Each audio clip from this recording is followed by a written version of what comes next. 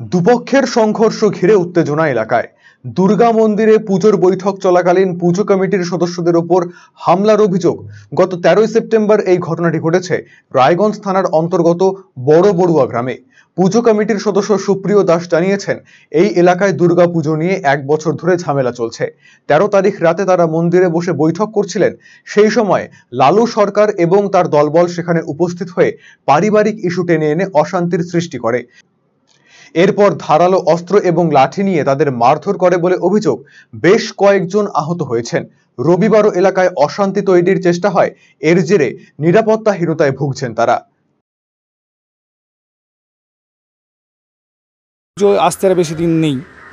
এবার পুজোর সমস্ত রকম পরিকল্পনা, পুজো কিভাবে হবে, কিভাবে সম্পূর্ণ করা হবে, সেই বিষয়ে সন্ধ্যেবেলা আমাদের মধ্যে থেকে 4-5 জন মন্দিরে বসে একটা ছোট্ট মিটিংয়ের মতো ব্যবস্থা করে। কবে সেটা 13 তারিখ রাত 9টা নাগাদ। এবার সেখানে হঠাৎ করে লালু সরকার, গৌতম দাশগুপ্ত এবং সমৃদ্ধ সরকার সেই জায়গাটাতে উপস্থিত হয় এবং উপস্থিত হয়ে হঠাৎ করে তারা পারিবারিক ব্যাপার নিয়ে আলোচনা শুরু করে। আমাদের মধ্যে থেকে একটা খুব অল্প বয়সের ছেলে, তার নাম দীপঙ্কর দাস, তার সাথে পারিবারিক ব্যাপার নিয়ে গল্প করে এবং তাদের সেটা পারিবারিক ব্যাপার নিয়ে কথা কাটাকাটি শুরু হয়। সেখান থেকে আমরা প্রতিবাদ জানাই যে পারিবারিক ব্যাপার নিয়ে তোমরা এখানে ঝামেলা করো না। এবং সেই কারণেই হঠাৎ করে লালু সরকার একটা হুঙ্কার দেয় এবং আমরা বুঝতে পারিনি যে লালু সরকার পূর্ব পরিকল্পিতভাবে তারা লালু সরকারের দলবল যে তৈরি করে রেখেছিল ঝামেলা করার জন্য, সেটা আমরা বুঝতে পারিনি।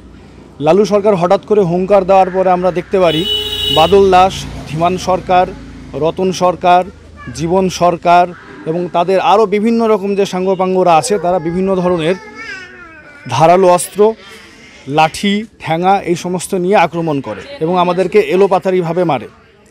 এবং সবচেয়ে অদ্ভুত ব্যাপার লাগলো আমাদের যেটা, এই সমৃদ্ধ সরকার, আমরা যেটুকু জানি বা গ্রামের সবাই জানে, উনি এসডিও অফিসের একজন গাড়ি চালক হিসাবে কাজ করেন এবং সেই এসডিও অফিসের সেই গাড়িটা মন্দিরে সেদিন 13 তারিখ রাত তখন 9টা বাজে মন্দিরে এসে সেই গাড়িটা সে দাঁড় করায় এবং এই গণ্ডগোলের সময় সেই গাড়ি থেকে নানান অস্ত্র আমরা দেখতে পারি সে বের করে এবং আমাদেরকে এলোপাথারিভাবে মারতে থাকে। এবং এই আমার পাশে দাঁড়িয়ে আছে সুমন দাস, আমার দাদা হয়, তাকে লালু সরকার চাকু দিয়ে আঘাত করে এবং সে হসপিটালে একদিন অ্যাডমিট থাকে এবং হসপিটালে যখন অ্যাডমিট করতে যাওয়া হয় সুমন দাসকে, তখন মোটামুটি রাত প্রায় 10:30, 11টার মতো বাজে। হসপিটালের ইমার্জেন্সি গেটের সামনে সুমন দাসকে আটকে দেওয়া হয়, তাকে অ্যাডমিট হতে দেবে না সমৃদ্ধ সরকার, দুলাল সরকার এবং সমৃদ্ধ সরকারের ছেলে এবং সমৃদ্ধ সরকারের ভাই প্রাণ শঙ্কর সরকার, তাকে অ্যাডমিট হতে দেবে না। সেখানেও মারধর করে আমাদের লোকজনকে বা সুমন দাসের বাড়ির লোকজনকে।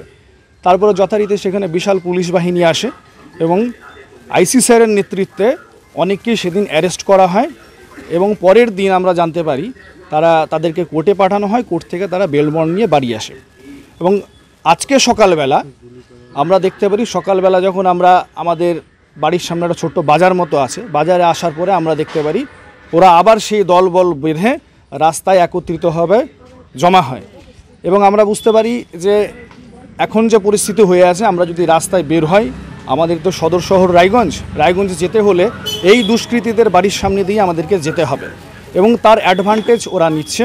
এই সদর শহর রায়গঞ্জে আমরা এখন যেতে পারছি না, ওদের ভয়ে আমরা এখন আতঙ্কের মধ্যে আছি। যদিও এই অভিযোগ অস্বীকার করে পাল্টা সুর চড়িয়েছে অপরপক্ষ। তারা পাল্টা আক্রমণের অভিযোগ তুলেছে। বিষয়টা টোটালটাই মিথ্যে। ওইটা অভিক নামে একটা ছেলে আছে, তার এগুলো সব পরিকল্পনা করা, আমাকে কোনোভাবে বদনাম করার জন্য।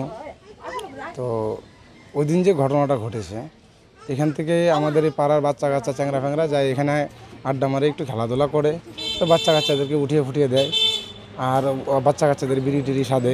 কারা এইটা অভিকের দলবল সব। তাহলে বাচ্চা কাচ্চাদের এখানে বসতে দেয় না। বাচ্চা কাচ্চারা সে আমাদের পাড়ার গার্জেনদেরকে